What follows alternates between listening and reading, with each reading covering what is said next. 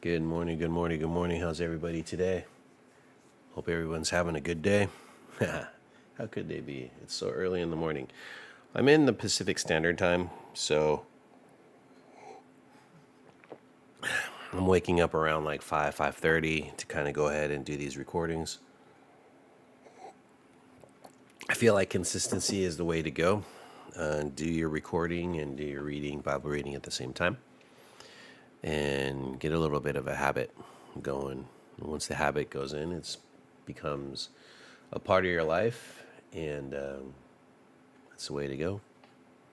So thank you for waking up this morning and joining me, or whenever anyone's reading this, or watching this and reading, I guess.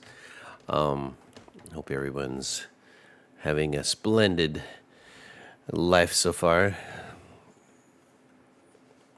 as we go through the Proverbs.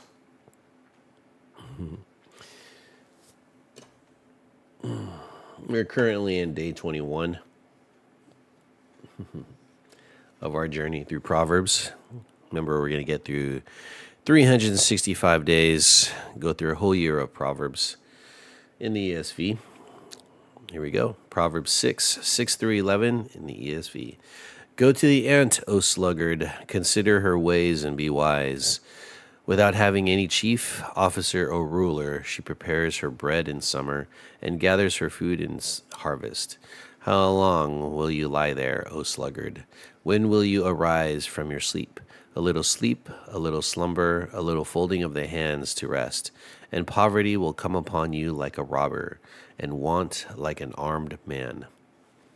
Now, I kind of like this one because if you didn't notice, the key verse here is this one, which I actually should put in the green.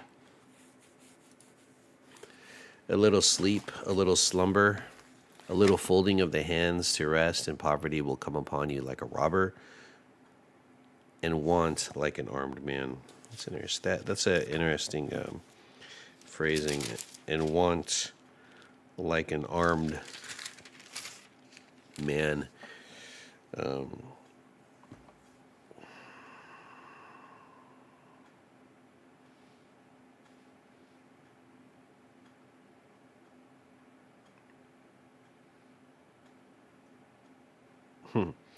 Obviously, this has something to do with laziness, and I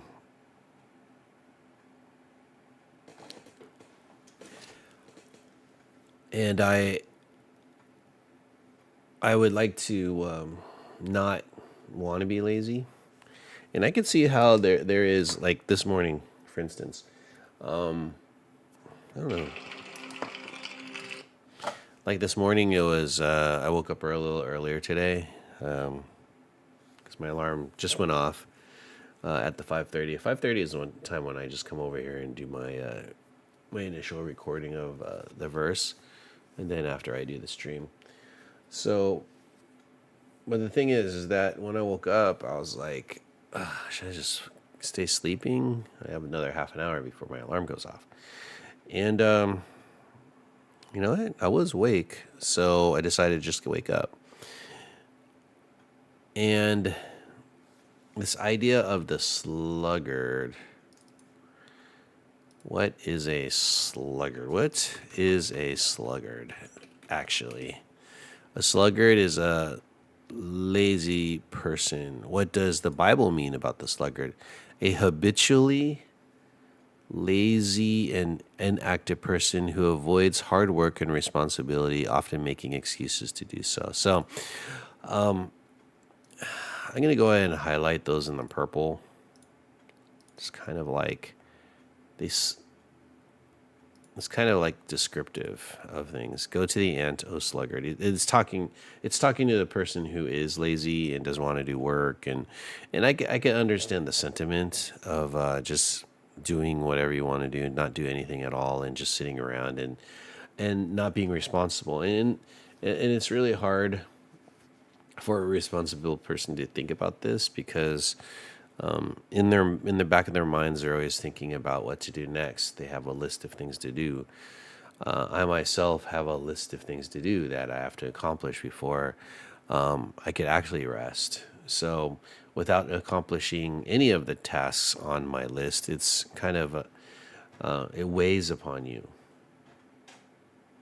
And so, with that weight, you have to get it done. You have to get it done.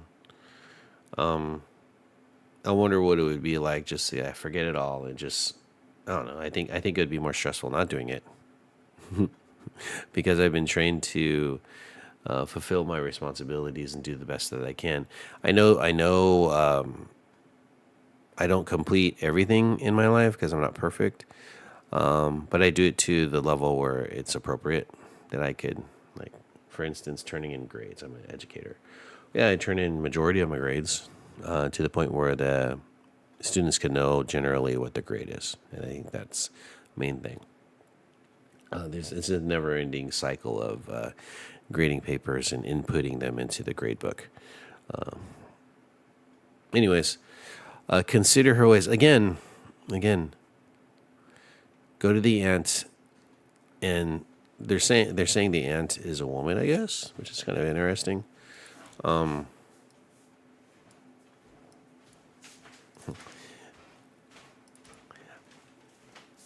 I don't know if Solomon actually had an idea of an ant. This is the first thing that came to my mind when they talked about the ant, and they said without having any chief officer or ruler.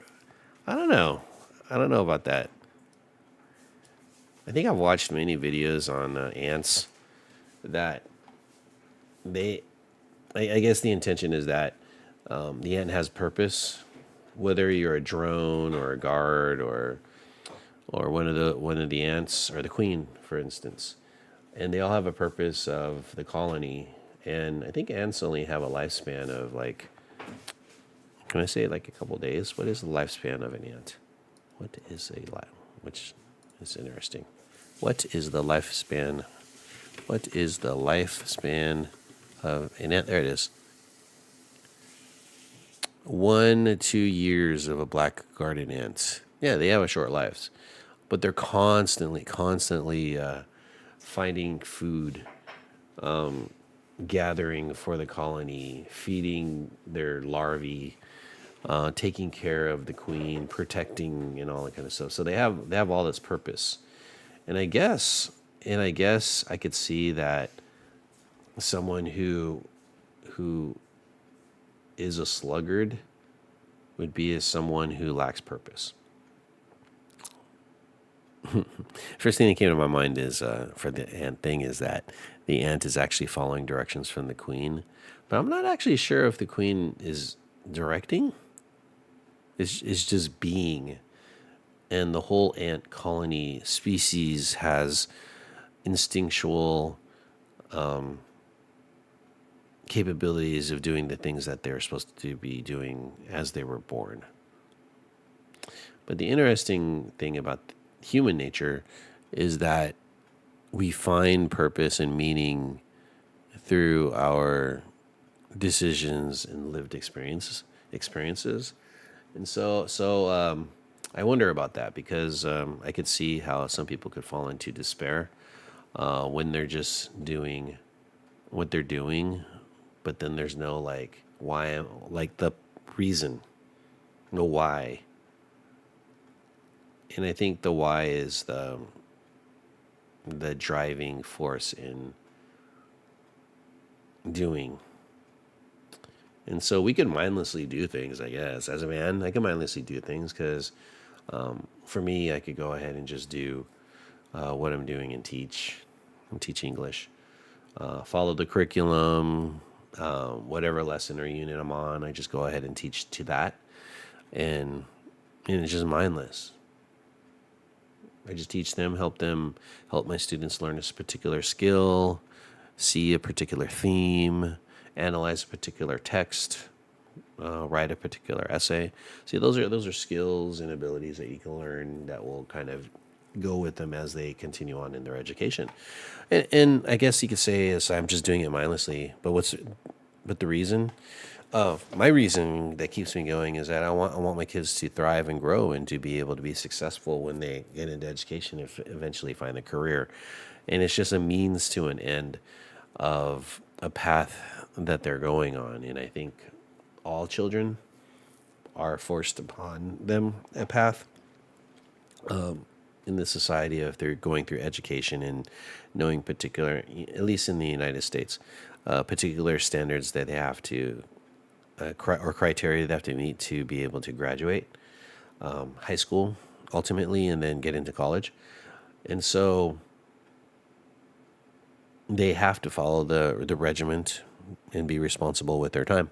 So I could say kids could fall into that. But again, what about those kids who do not do well in school and they're there and they don't want to be there and all that kind of stuff? They would not do anything, right? And so a little sleep, a little slumber, and poverty will come upon you like a robber.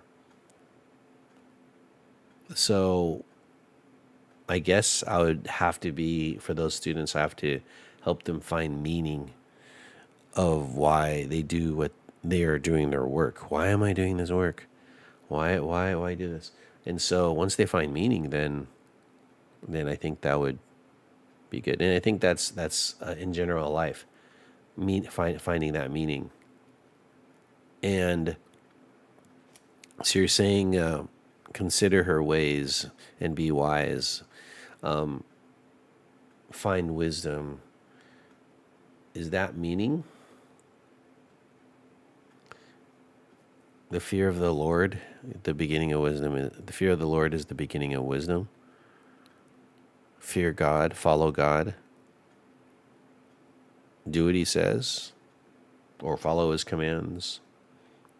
He is the ruler of the universe who created all, and he has kind of like the guidebook on how to live a fulfilling life, whether you're rich or poor. The message is clear here. The message is clear here is just not to be lazy. Okay. She prepares her bread in the winter, gathers her food in the harvest. So preparing for the future is a big deal. And planning and thinking ahead and having foresight for the future of possibilities and stuff like that. So a good example of this is like people who want to purchase property, so to say.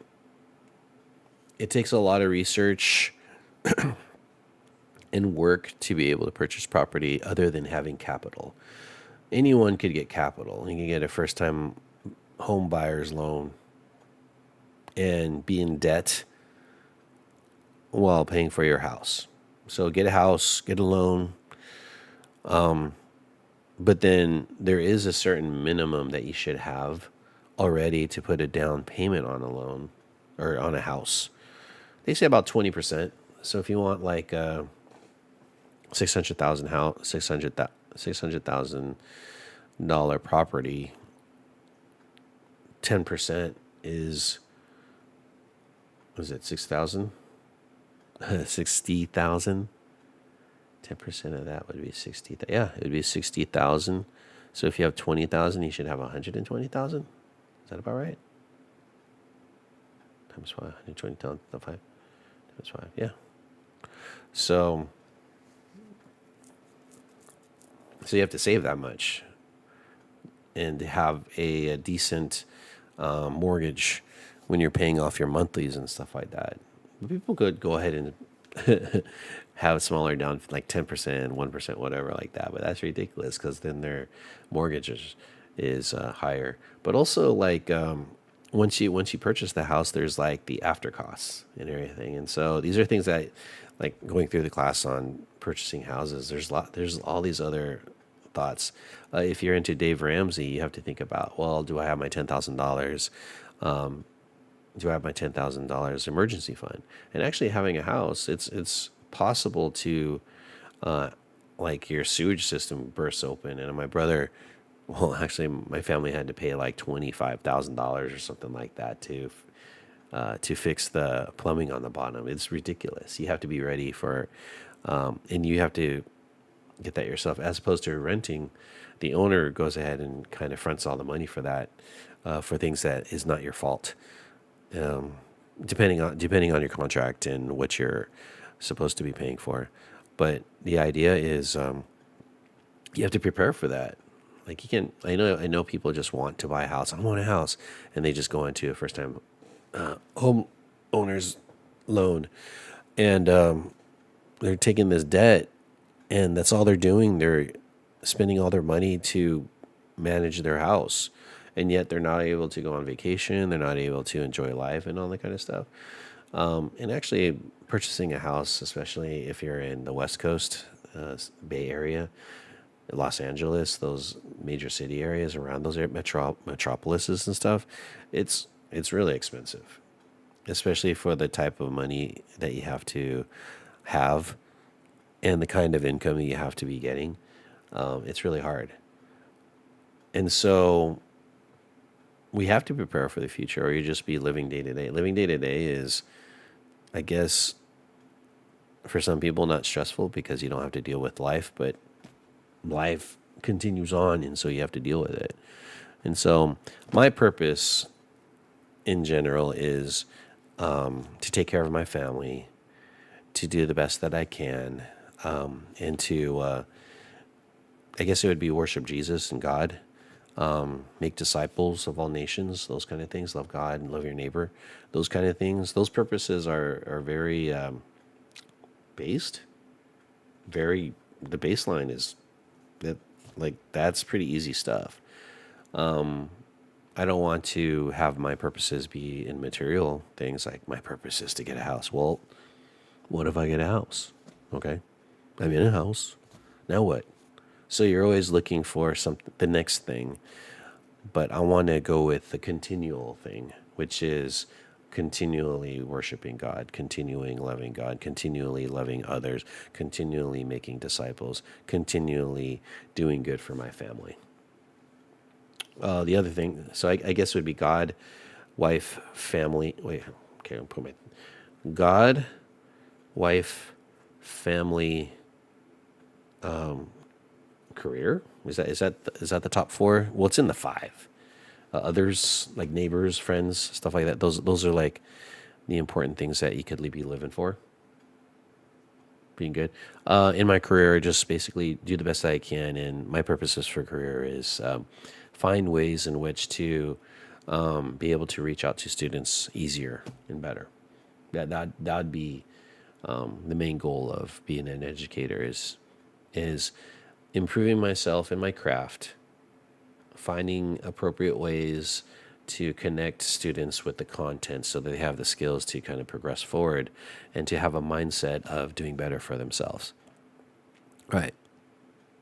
So, anyways, so a little sleep, a little slumber, a little folding of the hands to rest, and poverty. So we're just keep on grinding, keep on working and stuff like that. Yes, you have rest days.